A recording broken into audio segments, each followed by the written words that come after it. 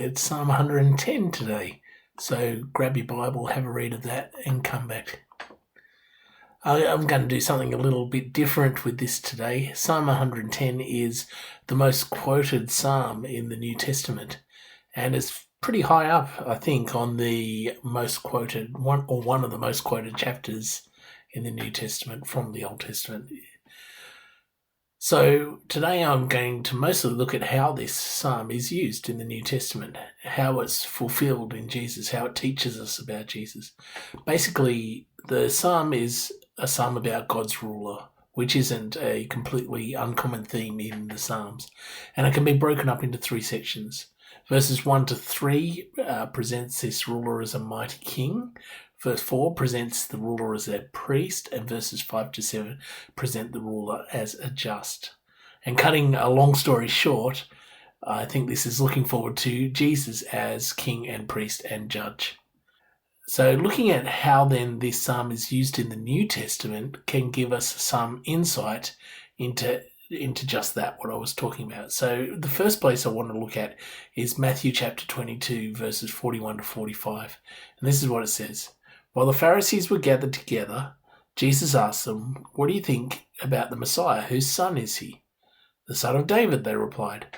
He said to them, "How is it then that David, speaking by the Spirit, calls him Lord? For he says," and this is quoting verse 1 of Psalm 110, "The Lord said to my Lord, sit at my right hand until I put your enemies under your feet.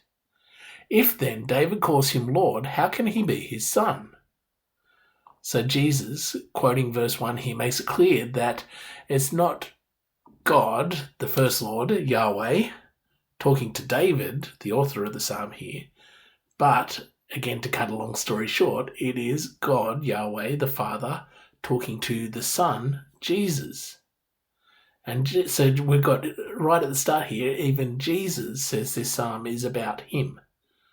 The next place to look is Acts chapter 2, verses 33 to 35. Peter's speech on the day of Pentecost, which again quotes verse 1. "Exalted to the right hand of God, he has received from the Father the promised Holy Spirit and has poured out what you now see and hear. For David did not ascend to heaven, and yet he said," quoting Psalm 110, "The Lord said to my Lord, sit at my right hand until I make your enemies a footstool for your feet." Now, of course, that's not true of King David, is it?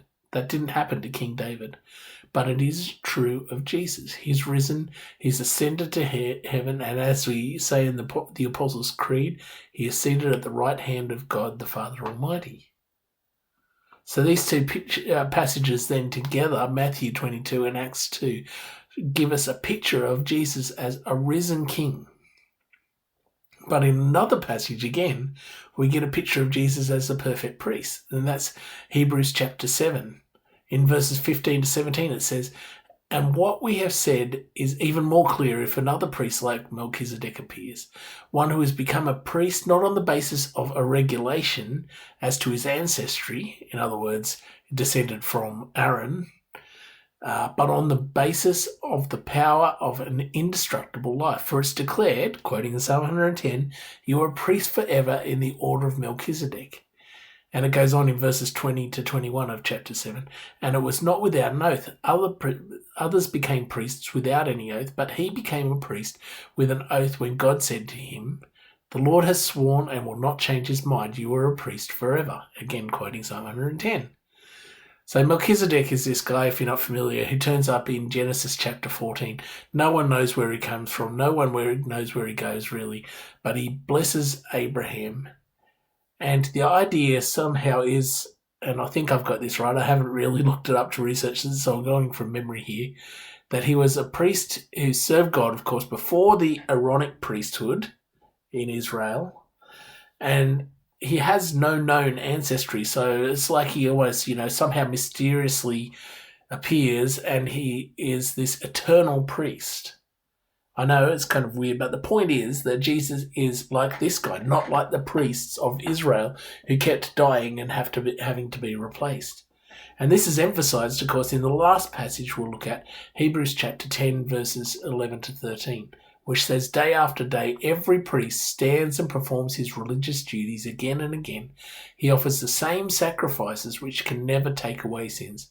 But when this priest, talking about Jesus, had offered for all time the one sacrifice for sins, he sat down at the right hand of God, and since that time he waits for his enemies to be made his footstool. Again, if you were paying attention earlier, alluding to Psalm 110, Jesus is greater than the other priests. Why? Because his sacrifice was once for all. It doesn't need to be repeated. It is finished, as Jesus himself said.